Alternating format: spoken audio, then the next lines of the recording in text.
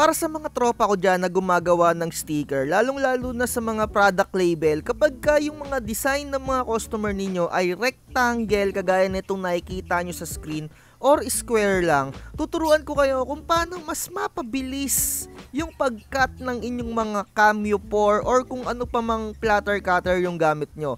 So nakikita nyo, ito yung design nya, dikit-dikit ko lang siyang ginawa, tapos nilagyan ko lang siya ng mga linya-linya. So ipapakita ko na lang sa inyo ng mas precise at i-actual ko sa inyo dito sa video na to. So halimbawa meron kayong customer na nagpapagawa nga ng sticker kagaya nito ni Idol Bert Portes Vlog. Yung kanyang design ng sticker ay rectangle lang.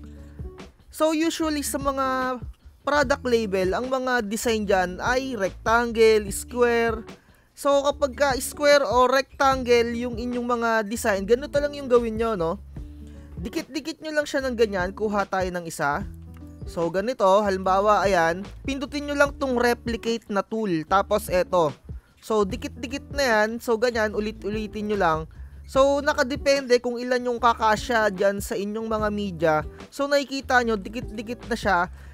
Halimbawa, di ba magkakat yung inyong mga machine or kung ano man machine na platter cutter yung gamit nyo, ang ginagawa niyan, kung ano yung sinusunod niyang pag-cut, kung ano yung lining or yung kanyang layout dito. So kagaya nito, rectangle yung pag-cut niyan, iikot yung blade ng inyong mga cameo 4 or kung ano pa man. Halimbawa yung blade ng inyong mga machine, ito yung arrow. So sundan niyo yung arrow, iikot siya ng ganyan, paikot-ikot siya ng ganon, 'di ba ganun siya mag-cut? So para mas mapabilis yung pag-cut ng inyong mga platter cutter, ang ginagawa ko kapag kaganyan at etong setup na to ay talagang nada-die cut ng mabilis. So kagaya nito, no, kukuha lang kayo dito ng linya, eto yung line, tapos pindot lang kayo dyan, straight, pindutin nyo yung shift. So kapag kaganyan, okay na yan, tapos ilalagay nyo lang siya dito. So dito tayo mag-sample sa kabila. Eto sa ginawa natin. So ayan, straight line, gagawa kayo hanggang dulo, yung tagusan hanggang dulo. So ididikit nyo siya ng ganito kasi nag-i-snap siya, nag-automatic snap.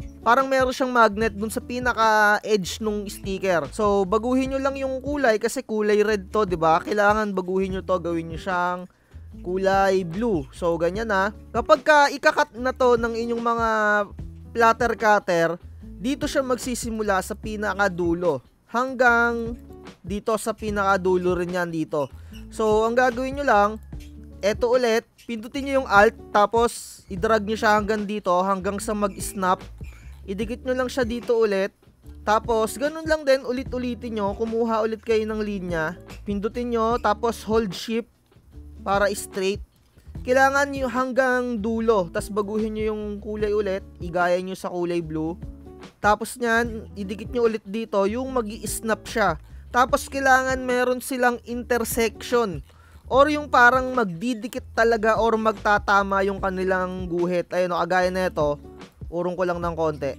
Ayan, 'di ba ito yung dito sila magi-intersect or magdidikit. Kailangan ididikit nyo siya ng ganon. Ayun, nag-i-snap naman siya. So ang tendency nun, magda-die cut na siya. So imbis na iikot-ikot yung inyong mga blade, ang gagawin ng mga blade nyo ay straight na lang yung cut nya. Pupunta dito, pupunta dito, pupunta dito. So kagaya na itong layout natin, ito nga pala yung layout ko, ayan o. So kapag ka nag-cut, halimbawa na-read na tong inyong mga registration marks, magkakat siya dito, pakanan, pakanan, dito pababa, pababa, pababa. Imbis na umiikot ng umiikot, kada isang ikot, di ba nakakatagal pa yon. Iikot ng ganon, iikot ulit, isa pa, o isa pa. So imbis na gaganon, iikot ng iikot, diretso na lang ng diretso. Dito, diretso cut, dito, diretso, diretso, diretso. So, ipapakita ko naman sa inyo sa next video natin yung actual na mangyayari kapag ganitong mga strategy yung ginagawa ninyong pagle-layout sa inyong mga design sa mga sticker ninyo kapag rectangle or square. So, move na tayo sa next video. At mag-proceed na tayo sa cutting. Syempre, sinelect ko lang yung kulay blue dahil yung kulay blue lang yung gusto kong i-cut, tapos sinet up ko ng cut dahil naka CB09 blade ako at dapat naka manual. And then yung force niya, sinet up ko lang siya ng ganyan. Kapag ka naka CB09 ka, usually around ganyan yung pores mo. And then dito sa passes, sinetup ko lang siya ng 2. Medyo mapurol na kasi yung aking blade. Kapag ka hindi pa mapurol yung mga blade nyo, kayang-kaya pa yan ng 1 pass lang. And then, ayan, isa lang nyo na kapag ka na-setup nyo na yung inyong mga settings dito. Ganyan yung ginagawa kong settings kapag ka naka CB09 ako. So kapag ka naman naka auto blade kayo, passes 1 lang din kayo dyan, tapos yung pores, nakadepende yan din talaga sa talim ng blade ninyo. Lahat naman ng mga settings na ginawa ko ay nakadepende sa talim ng inyong mga blade, kung bago pa or luma na. At wala talagang pinaka-eksaktong settings dito, talagang kayo ang mga ngapa. So matututunan nyo yan time to time, talagang you will learn from your experience, from your own experience talaga. Kasi nga halimbawa bago yung blade mo, yung blade ko ay luma na, kapag ka ginaya mo tong settings na ganito, hindi tayo magtutugma.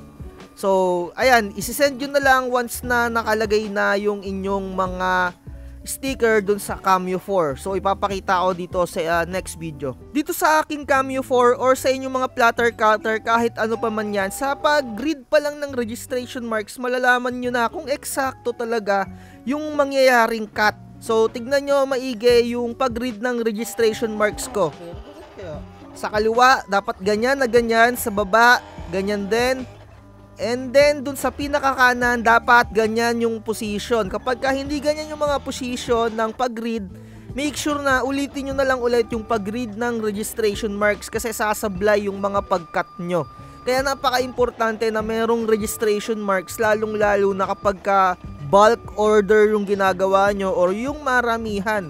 Kasi kung hindi kayo nakapag-registration marks at sobrang dami yung manual cutting, yung walang registration marks, ay talagang sosobra ka sa time. Ang dami mong oras na masasayang, unlike kapag ka merong registration marks.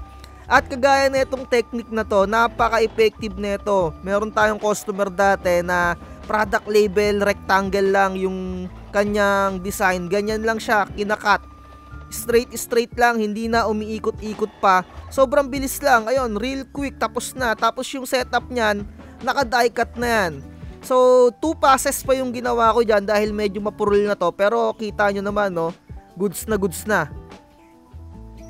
So, sa packaging ang ginagawa ko, yung OPP plastic ata yung tawag dito, yung may adhesive, para naman presentable na makukuha ni client. Sobrang mura lang naman nito para hindi kayo bumili nito, no, wala pang ang piso or sentimo nga lang to, parang 50 cents or 25 cents lang. So, ganyan, di ba? Napa-presentable. Purchase your tracks today. Chill lang, relax,